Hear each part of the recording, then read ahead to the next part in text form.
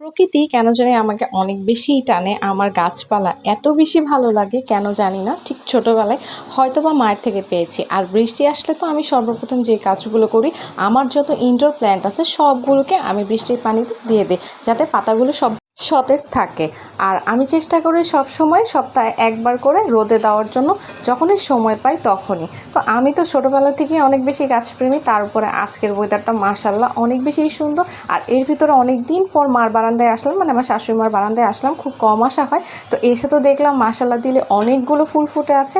Portulaca, এই portulaca ফুলটা কিন্তু একটা ডাল থেকে অনেকগুলো হয়। তো যখনই হয় তখন অনেক হয়, আর এত বেশি ভালো লাগে দেখতে। আমার কাছে কেন জানি হলুদ গোলাপ, তারপর হচ্ছে হলুদ কালারের ফুলগুলো একটু বেশিই ভালো লাগে।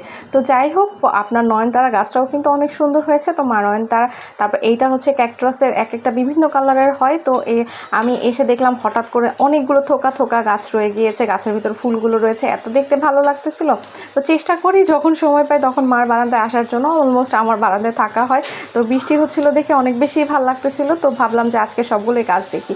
তো এই দেখেন আমড়া গাছের পাতা থেকে কিন্তু এত বেশি ভালো লাগে, মানে পুরো বৃষ্টিটা দেখতে অনেক বেশি ভালো লাগে। তো আমার কাছে কেন জানি অনেক বেশি প্রকৃতিটা অনেক বেশি টানে। পশু প্রাণী আর প্রকৃতির প্রতি কেন জানি এত বেশি ভালোবাসা। তো যখনই সময় পাই তখনই প্রকৃতির সাথে থাকার চেষ্টা করি। আর এই দিকে তো দেখে শাশুড়ি মা কিন্তু অনেকগুলো ভর্তা বানাচ্ছে। আর মা যখনই ভর্তা বানায় তখনই কিন্তু অনেক আইটেমের ভর্তা বানায়। তো এটা কিন্তু সরিষা ভর্তা ছিল, সরিষাটা আমার পছন্দ না।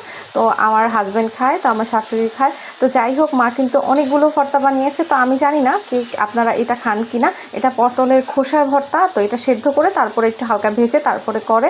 তো অনেকে কিন্তু মিষ্টি কুমড়া ছোলকাও ভর্তা খেয়ে থাকেন, তো আমরা খাই। তারপরে মরিচ ভর্তা ছিল, তারপরে হচ্ছে আপনার কালো জিরা ভর্তা, তারপরে হচ্ছে চিংড়ি শুটকি যেটাকে বলে সেটা ভর্তা ছিল। তো মোটামুটি কিন্তু অনেকগুলো ভর্তার আইটেম ছিল। আর সবগুলোই মা কিন্তু পাটায় বেটে খুব ভালো করে করতেছিল। আর মার হাতের ভর্তা কিন্তু অনেক বেশি মজা হয়। তো যখন মা ভর্তা বানায় তখন আমি সত্যের সাথে সবসময় চেষ্টা করি একটা করে ক্লিপ নিয়ে রাখার জন্য, কারণ পরবর্তীতে যখন মা, মানে আমি একা একা ভর্তা বানাবো তখন যেন আমি এই রেসিপিগুলো দেখে আমি ভর্তাগুলো বানাই। তো মা কিন্তু মরিচ ভর্তাটা, আর মা সবসময় কিন্তু এক বাটাতে ভর্তা করে। আমি জানি না এটা আমার দ্বারা সম্ভব কি না। তো চেষ্টা করব মার মতনই এক বাটাতে বানানোর জন্য। তো মা বানাচ্ছিল আর সবগুলো বক্সে করে রেখে দিচ্ছিল। আর মেয়ের বাবা যখনই অফিস থেকে আসে তখনই সে তার মেয়ের জন্য তরমুজ নিয়ে আসে। আর আনলে সে 2টা করে নিয়ে আসবে, কারণ তার মেয়ে অনেক বেশি তরমুজ পছন্দ করে। সে আনার সাথে সাথে মেয়ে কিন্তু একদম পাগল হয়ে গিয়েছে।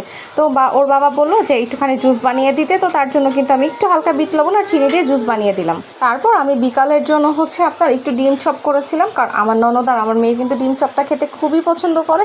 তো তাদের জন্য স্পেশালি বিকালবেলা ডিম তো বানিয়েছি। তো আমি চেষ্টা করি সবসময় বিকালবেলায় তাদের পছন্দের কিছু না কিছু স্ন্যাক্স করার জন্য। তারা যেটা খেতে পছন্দ করে, তারা কিন্তু বেশিরভাগই দেখবেন আমার আলুর রেসিপি থাকে, কারণ তারা কিন্তু আলুর মানে সব কিছু খেতে অনেক বেশি পছন্দ করে। তো তারপরে কিন্তু আমি বেসন গুলিয়ে, খুব অল্প পরিমাণের গুলিয়ে জাস্ট চপের জন্য তো চপগুলো বানিয়েছিলাম। তো একটুখানি বেসন রয়ে যাওয়ার কারণে একটু ধনেপাতা দিয়ে বানিয়েছি। তো এটা আপনারা ট্রাই করে দেখবেন, আমার খেতে কিন্তু খুবই মজা লাগে। ধনেপাতা দিয়ে, বেসন দিয়ে, তারপর মরিচ দিয়েও কিন্তু অনেক বেশি মজা লাগে। তো যাই হোক, আমার ভিডিওটা কেমন লাগলো অবশ্যই আপনারা কমেন্ট বক্সে কমেন্ট করে জানাবেন। চেষ্টা করি সারাদিন যা করি তাই আপনাদের সাথে শেয়ার করার জন্য। তো আজকে এই পর্যন্তই।